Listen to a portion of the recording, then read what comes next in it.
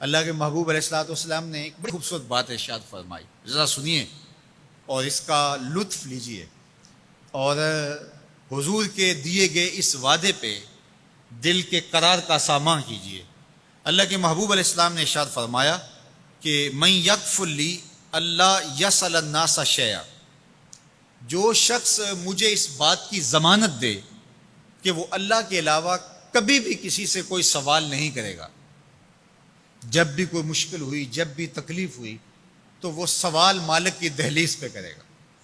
وہ مصلی بچھائے گا اور رب سے کہے گا میرا مسئلہ یہ ہے۔ جو شخص مجھے یہ ضمانت دے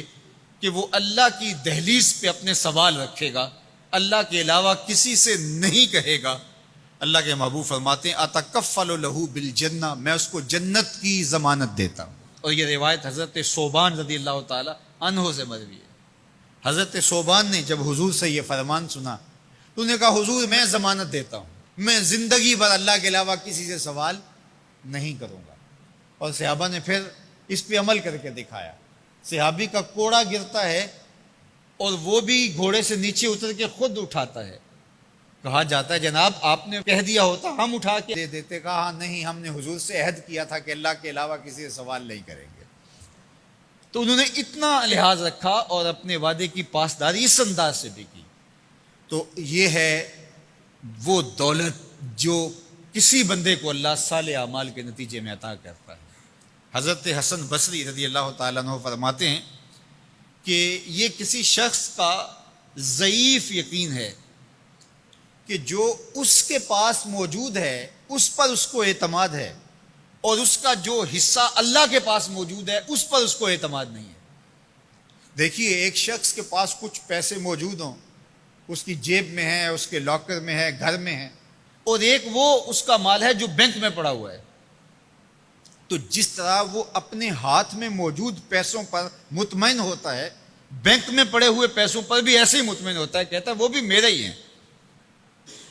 تو جو شخص بینک میں پڑے ہوئے پیسوں پر تو مطمئن ہے، گھر میں موجود رقم پر تو مطمئن ہے، اس کے ہاتھ میں اس کی جیب میں جو ہے اس پر تو مطمئن ہے، اور اس کی قسمت کا جو ابھی اللہ کے پاس ہے اس نے ابھی اس کو دیا نہیں، اس پہ مطمئن نہیں ہے، تو حضرت حسن بصری فرماتے ہیں اس سے بڑھ کر ذوف یقین اور کیا ہوگا کہ جو اس کے پاس ہے، جس کو چرایا جا سکتا ہے، جس کو چور کھینچ سکتا ہے، جو گر سکتا ہے، جو چھینا جا سکتا ہے، اس پہ تو یقین کر رہا ہے کہ یہ میرا ہے، اور جو اس کا حصہ اللہ کے ہاں ہے اس پہ یقین نہیں کر رہا، تو کہا کہ اس سے بڑھ کر پھر اور ذوف کیا ہو سکتا ہے۔ اس لیے اپنی زندگی میں قناعت کا نور رکھنے والے ہی مطمئن زندگی گزارتے ہیں۔ ابن جوزی نے کہا تھا کہ جس شخص کی زندگی میں قناعت آ گئی اس کی زندگی مطمئن ہو گئی، اور جس شخص کی زندگی میں طمع آ گیا اس کی زندگی گھٹن کا شکار ہوگی، اذیت کا شکار ہوگی۔ حضرت سہل بن سعد الساعدی رضی اللہ تعالی عنہ سے یہ روایت مروی ہے کہ ایک شخص حضور کی خدمت میں آیا اور اس نے حضور سے ایک عجیب سوال کیا۔ اس نے کہا حضور مجھے کوئی ایسا عمل ارشاد فرما دیجئے کہ اگر میں وہ کروں تو مجھ سے اللہ بھی پیار کرے اور اللہ کی مخلوق بھی مجھ سے پیار کرے، ایک عمل ایسا بتا دیجئے اگر میں وہ عمل بجا لاؤں تو اللہ مجھ سے پیار کرے اور اس کی مخلوق بھی مجھ سے پیار کرے۔ اللہ کے محبوب نے اس کو جو جواب دیا اس کا مفہوم سن لیجئے۔ آقا کریم نے فرمایا جو دنیا میں موجود ہے، میسر ہے، اس سے بے رغبت ہو جا، تیری ضرورتیں تو پوری ہوں گی، اس میں تو کوئی شک نہیں، لیکن تیری رغبت ادھر نہ رہے، زہد فی الدنیا اختیار کر لے، تو تجھ سے اللہ پیار کرے گا کہ یہ بندہ دنیا میں رہ کے بھی دنیا کا نہیں میرا ہے،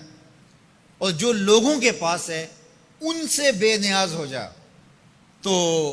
لوگ تجھ سے پیار کریں گے، اور اگر تو لوگوں کی جیبوں پہ نظر رکھے گا اور لوگوں کی دولت میں، ان کے مال میں تجھے رغبت ہوگی تو فرمایا کہ پھر لوگ تجھ سے دور ہٹ جائیں گے۔ تو اللہ قناعت کا نور عطا فرماتا ہے شخص کو جو اچھے اور صالح اعمال بجا لائے۔